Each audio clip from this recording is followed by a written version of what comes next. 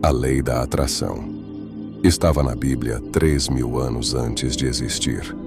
E se eu te dissesse que a lei da atração não foi inventada no século XX? Que Napoleon Hill, Wallace Wattles e todos os grandes autores de mentalidade positiva estavam, sem saber, descrevendo algo que já existia há 3.000 anos. Escrito com precisão cirúrgica em hebraico antigo, num livro que você provavelmente tem em casa. A Bíblia não é um livro religioso sobre pobreza e resignação. É o mais antigo manual de criação de realidade já escrito. E hoje, vamos provar isso, versículo por versículo. Antes de qualquer coisa, é preciso entender uma coisa fundamental sobre como a Bíblia funciona. Os autores bíblicos não separavam o mundo espiritual do mundo material. Para eles, pensamento, palavra e realidade eram a mesma coisa. 3 expressões de uma única força.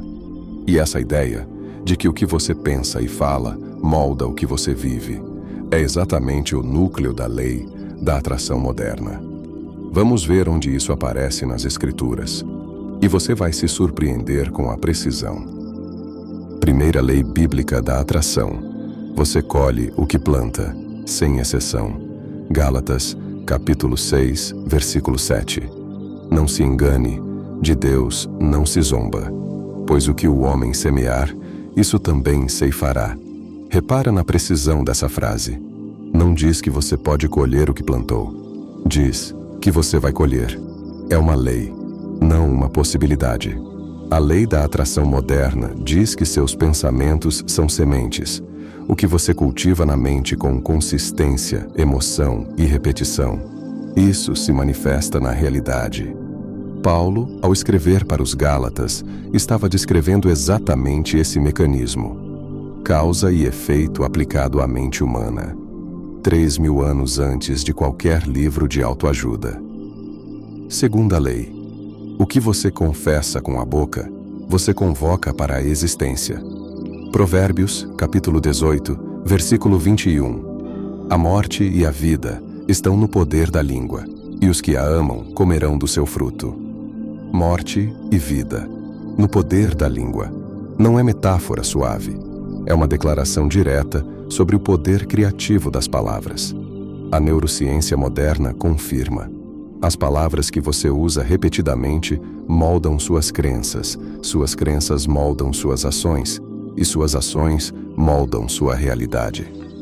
Salomão descreveu esse circuito com 6 palavras. O que você fala sobre dinheiro todos os dias? Não tenho dinheiro. Está tudo caro. Nunca sobra nada. Segundo Salomão, você está plantando exatamente isso.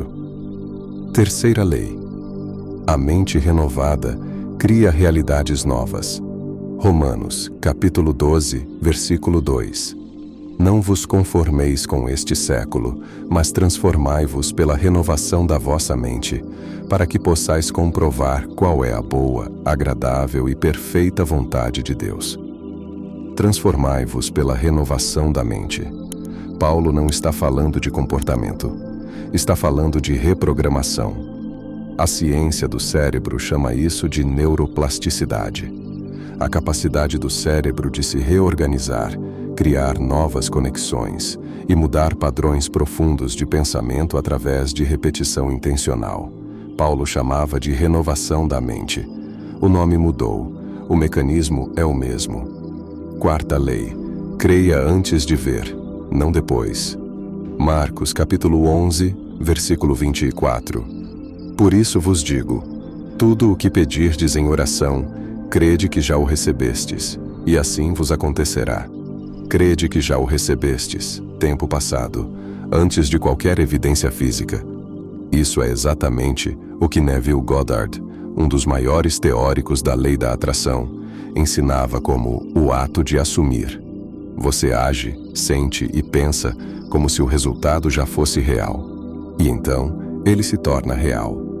Jesus estava ensinando visualização criativa 2.000 anos antes do termo existir.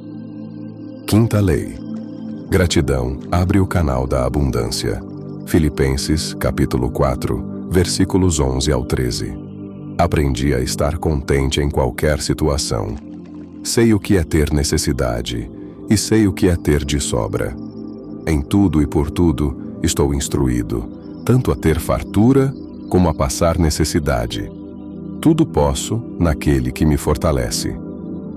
Paulo escreveu isso de dentro de uma prisão, não como teoria, como prática.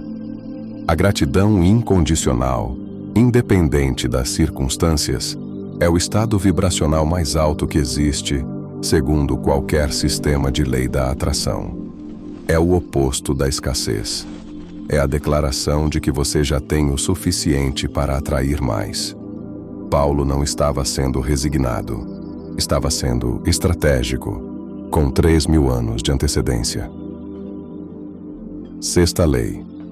O que você busca primeiro, o resto vem junto. Mateus, capítulo 6, versículo 33. Buscai primeiro o reino de Deus e a sua justiça, e todas estas coisas vos serão acrescentadas. Todas estas coisas. Jesus tinha acabado de falar sobre comida, roupa, abrigo, prosperidade, e disse: não busque essas coisas diretamente. Busque o alinhamento primeiro, e as coisas vêm. Isso é lei da atração pura. Quando você eleva sua consciência, sua frequência, seu estado interior, as condições externas se reorganizam para refletir isso. O externo segue o interno, sempre. Agora para um momento. 6 leis, 6 versículos de livros diferentes, escritos por autores diferentes, em séculos diferentes, todos descrevendo o mesmo mecanismo. Pensamento cria realidade. Isso não é coincidência, é um padrão. E padrões que se repetem com essa consistência ao longo de milênios não são superstição, são sabedoria comprovada. A lei da atração não nasceu em 1906 com o livro A Ciência de Ficar Rico. Ela foi redescoberta. O original estava aqui o tempo todo. Em Josué, capítulo 1, versículo 8, está escrito: medita neste livro dia e noite, para que guardes e faças conforme tudo o que nele está escrito, porque então farás prosperar o teu caminho e serás bem-sucedido. Meditar, repetir, internalizar, agir. Se você tirar a palavra Deus desse versículo e colocar universo, você tem o roteiro de qualquer podcast de mentalidade do mundo hoje. A Bíblia está cheia disso.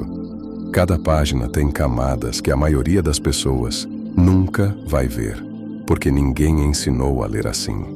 É exatamente isso que fazemos aqui. Toda semana, um mergulho mais fundo. Fé, mentalidade e prosperidade, como sempre estiveram conectados. Se esse vídeo fez sentido para você, compartilha com alguém que precisa ouvir. E se inscreve, porque no próximo vídeo vamos falar sobre o homem que perdeu tudo e multiplicou em dobro. O que a história de Jó ensina sobre resiliência financeira e mentalidade de abundância. Até lá. A verdade sempre esteve aqui. A gente só precisava aprender a enxergar.